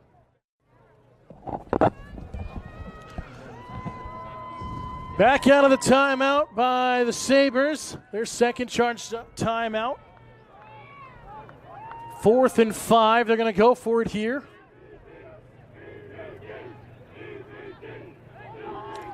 Souhegan trying to get an audible at the line of scrimmage, seeing Plymouth's formation. Fango going to air it out. Back corner, touchdown, Hickman. That was a beautiful pass and it was a beautiful catch. I'll tell you, you couldn't have stopped that if you wanted to. He was in the furthest point in the corner. The ball was up. He reached up and grabbed it and tucked it in. Just a great play. You said that back corner out of the reach, and Nathan Lyons, if you try to jump for it. And just Souhegan with all control here since the end of the first. Drake for the extra point attempt. Another high snap. And it is good. Souhegan controlling on the road, 36-7 over the undefeated going into the day and top-seeded Bobcats of Plymouth Regional High School. Still 7:04 to go, but it is all but over for Plymouth, unfortunately. Just nothing left of the tank, it looked like at times here today, Coach. Well, it's been a tough battle, and I think that when the adrenaline kicks into a team, it gives them the strength to come back. I think that Souhegan started out a little bit slow. I think they were getting a little bit tired early on, but then with the turnaround in momentum, I think it rejuvenated them, and they're certainly juiced to the hilt right now. They can smell victory. They can smell state championship, and Plymouth's really got to come out and do something special in order to get back in this game. And I never like to say the game's not over. 7 minutes, so there's an awful lot of offensive work that needs to be done by Plymouth and some great defense to make some turnovers. It's not over until that final whistle, but it is glim nevertheless. Drake ready for the kickoff here. Another squib kick going up the middle. It's Luke Diamond, the quarterback, since Liam Shannon left the game. Going to scramble, looking for something, and ends up losing some yardage from his forward progress. So Plymouth will start at their own 20. And I think they had a right return on that to be set up, but only two of the linemen made it into the side, and there was no way to make that happen. He fielded the ball on the far side of the field and had too far to go to make that happen. Well, Luke Diamond doing anything and everything, showing why he's a captain and leader since taking over as quarterback his sophomore season, really trying to do anything he can for his team on both sides of the ball. He's played, I think, every snap here in the second half. So he'll start under center. Diamond going to step back, throw it out, and well out of the reach of Luke Legacy in as a receiver, trying to pull the old Gronkowski, the big man, on kind of a banana route. I mean, why not? Legacy's got the leg, he's got the size and the build. Well, they had two receivers on him, two defensive backs on him for that. The ball was overthrown. I didn't see any secondary receivers anywhere, so I'm not sure that was just a wheel route, I guess. Maybe just to give him a stat as a receiver for the end of the season. His first year with the team kicking, star soccer player. Has nowhere to go. Hickman just pushes off the offensive lineman and gets the tackle and the sack there on Luke Diamond. And it's all falling off here. If you are a fan of the Bobcats. If you're Souhegan, you're loving this. Well, this has been a long rivalry between the two schools, the two teams, and I don't think either team comes to the game without a ton of energy and a chip on their shoulder, both teams, because they want to they want to beat these guys. Legacy coming in as a receiver, you see on your screen. Marsh in motion. Diamond going to step back and throw it out to the left. Finds Jackson Rainier across the 40. He's tripped up out of bounds by Aiden Reardon, number 6. That ball was right on the money. It was a great catch, great focus by Rainier to catch that because he had a defender on his hip and the boy was flagging his arms. So that was a great play. And trying to go for it was Knuckles, Chase Knuckles, number 11. See what Plymouth can do is they are going to have to air it out the rest of the game. Under 6 minutes to go. Clock is stopped with a play out of bounds. 1st and 10, Bobcats.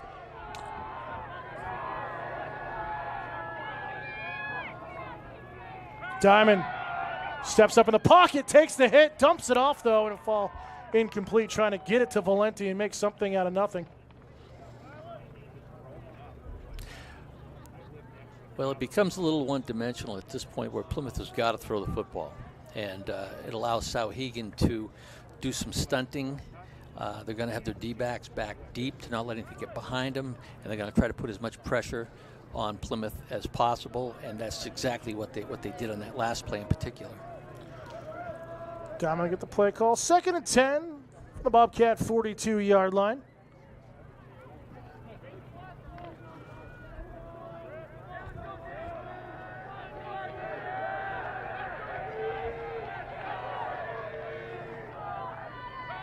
Diamond going to throw it to the near side. Airs this one out, and it's trying to look for Luke Legacy. They're really trying to get him a catch here before the end of the game. So that one was just hanging forever, and Legacy had to wait for it while looking over his shoulder.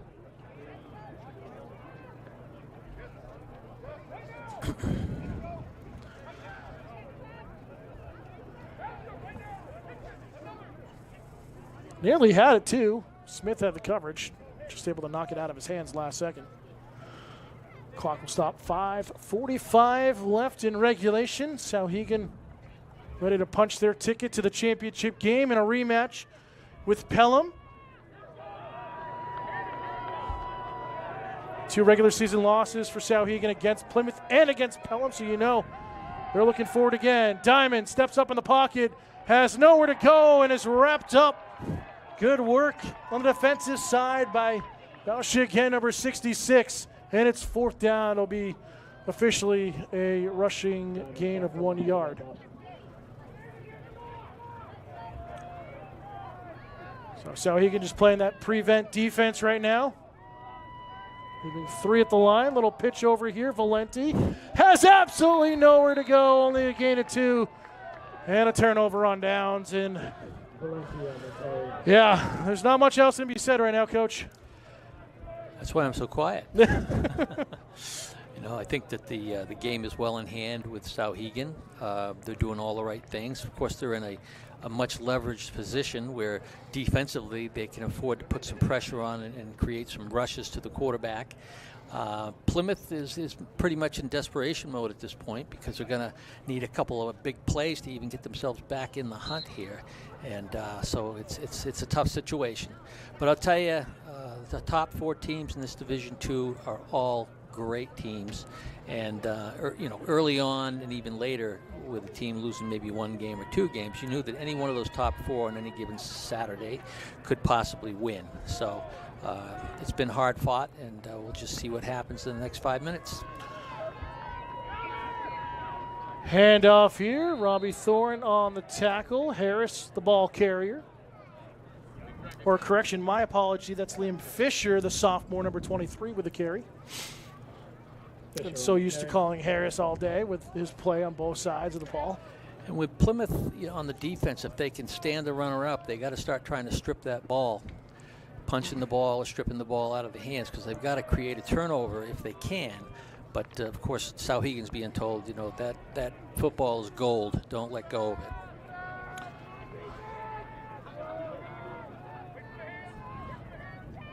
Second and 11, and a flag on the field. And a false start. He's got somebody out of position. What's going on here? Looked like offsides. He went to the hips, and maybe somebody lined up offside for Souhegan.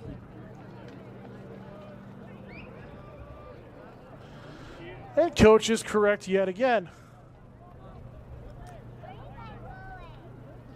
Law of averages. I got to be right once in a while. So 2nd and 15 from midfield.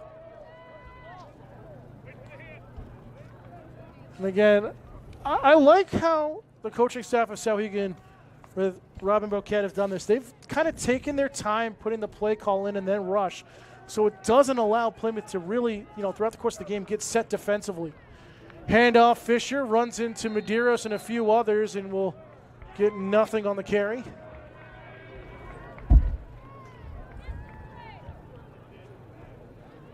Fisher on the carry, brought down by Medeiros. We pass 4 minutes to go here in the 4th quarter.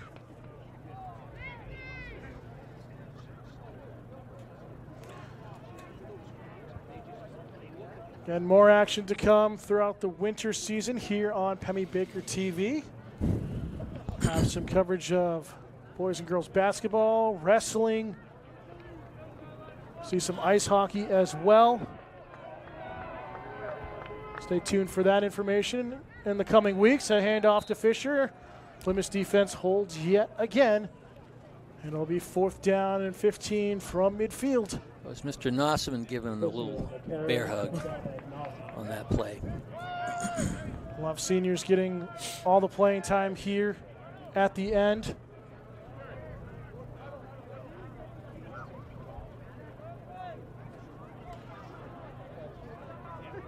Special team unit coming on. We see Liam Shannon coming back into the game. Good to see he is okay. Just off of your screen to the left. And these seniors are going to want to have every last second they can have on the field, because for a lot of them, they'll never play the game again. And it's just been always a great tradition, a great situation for Plymouth players. That's a beautiful punt. Gorgeous punt. Marsh grabs it over his shoulder, facing his own end zone at the 10, and maybe he gets a yard or two on the return. Well, that was the best kick I've seen from that punter all day, because he didn't hit anything like that in the warm-ups. No, it's Hickman there, number 13. He got the turnover. It was a nice punt. So they'll mark Plymouth at the 12-yard line, and final place here of the season for the Bobcats. As Souhegan gets to get ready to celebrate, and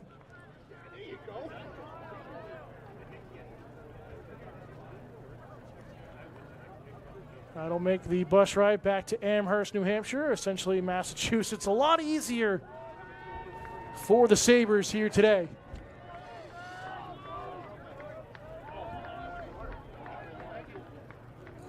Diamond going to roll out to his left. Going to throw into the middle, and it'll be picked off right into the hands of Aiden McGrath, the senior. Referees are, they're going to say it's 2nd down. Okay. He may not have caught it. He may have dropped the ball himself, but he looked like he had it in his hands at one point. Yeah, he's going to say it was a reception for Plymouth. Oh. Okay. Well, I knew somebody caught it. Somebody caught it. We get the replay here as we get ready for the snap. Handoff left side on this active play behind the replay. And near the sticks, about a yard or two short. Patridge on the carry. Tristan Patridge, and now a Bobcat player down as we have an official timeout. And can't quite see who that is.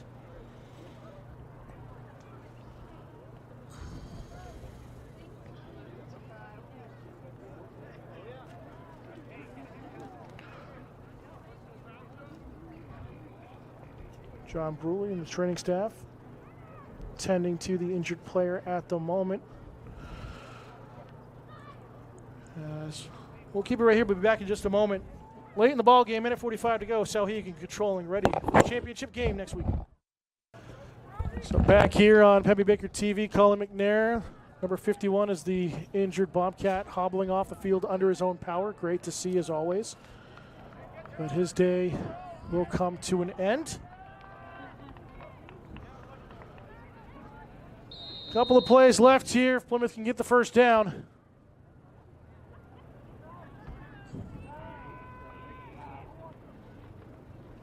Handoff, Ben Valenti will get the first down across the 25.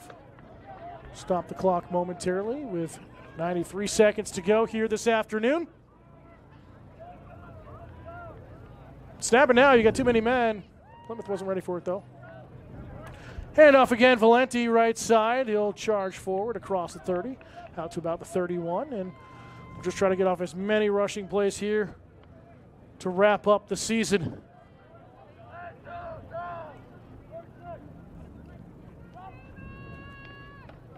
Handoff Valenti, the fullback carry across the 35, and another first down for Plymouth. They'll stop the clock with a minute 4 to go until the sticks are reset. So, Coach, a tough one here today, obviously. 36-7 right now with a minute to go, but Plymouth, only team entering today undefeated. Still not the outcome with the history of this program, but still a successful all-around season for Plymouth. It was a great season, and I think the kids played up to their ability throughout the whole season. And, the playoffs is the second season. It's a whole different thing. You've got the best teams in the league playing against each other. Diamond going to air one out here. Finds Jackson Rainier across midfield as he'll be tackled out around the 40 is where the side judge will mark it. It's a nice ball by Mr. Diamond and a great reception by the money man. And again, this isn't Diamond's primary sport. That's baseball. We saw it going with the Red Sox to the Dominican Republic over the summer in that ambassador program. And so he will be gearing up for a very strong baseball season in the spring, and a season where Plymouth, again, can put it together, can really make another charge at a championship game. We'll see. 1st and 10 from the 40, 30 seconds to go. Diamond going to step back, looking to air it out downfield, has protection, drops a dime to Jackson Rainier across the 25. Well, you can see this is where the prevent defense comes in and allows Plymouth to complete those 10 to 15-yard passes. There isn't as much of a rush. Quarterback's got more time to do that. And they're giving them anything under 20 yards. Diamond again in the pocket, going to throw it out. Jackson Rainier, the reception is complete at the 15. As Plymouth not even going to call a timeout. They might get this off if they hurry, but 2 seconds, one, and Souhegan comes up Interstate 93 and knocks off the top seed in Division II, the only undefeated team. Souhegan, after a tough opening quarter, trailed 7-0 with only one possession being a 3-and-out, and go unanswered from there. 36-7 final. Sabres are back in the championship game. Well, the better team today won for sure, and not to take away from either team that lost today. If it hadn't been Plymouth, I mean, you really got to hand it to both the teams. They've had great seasons. They played at a very high level, and the game today went to the team that just made fewer mistakes and had a couple of big plays that if you take away the 99-yard run and a couple of those long passes, you're talking 3 big plays that really kind of turned the tide. But, you got to hand it. They did it. And Plymouth didn't today. So the Plymouth boys are great. The coaching staff is phenomenal. And, I guess there's always next year. But hats off to the Bobcats for a great season. Disappointing, I know. Everybody will tell you that because it's great to go undefeated in the regular season, but it's even better to win the championship afterwards. Not happening this year. Yeah, not happening. But again, Souhegan, we say it time and time again, it's so hard to beat the same team twice in the same season. Plymouth getting the win down in Amherst earlier in the regular season in overtime after Souhegan with that comeback bid in the final seconds where Plymouth was kind of leading throughout, and then Souhegan would tie it up. But Souhegan, really the last 3 quarters, all control here for the Sabres as they advance to the Division II championship game. Next Saturday, they'll take on 2nd seed in Pelham. And Souhegan will want redemption and get another win over an opponent that beat them here this year. Coach, any final thoughts before we sign off here this season? I don't know. We've kind of said it all. I mean, the kids had a great season. They didn't have the upper hand today. They made more mistakes, and Souhegan took advantage of everything and had some big plays that made a big difference. And, it's like we've been kind of saying all year long, we got 4 teams that we figured are going to end up where they did, and all capable of taking the whole show. And we wish Souhegan the best. Plymouth will be their seniors did a great job, great leadership out there, and just unfortunate you come out on the losing side. But, wish them the best going forward. We'll see what happens. Plymouth season comes to an end. Souhegan advances to the championship. Again, we wish them the best of luck. Best of luck to Pelham as well as they battle out at Pinkerton Academy next Saturday afternoon. But for our entire staff, thank you so much for tuning in all season long. Our Alexanders on camera, Alexander Mitchell and Alexander Shin, bringing you the coverage. Jonathan Picard, our production manager here today, and alongside Mike Courier, I'm Dan Salzer. Final score for the final time here this year, Souhegan 36, Plymouth 7. Souhegan back in the championship game. We'll see you next season for more football action for the Bobcats on Pemmy Baker TV. Have a great weekend, everyone.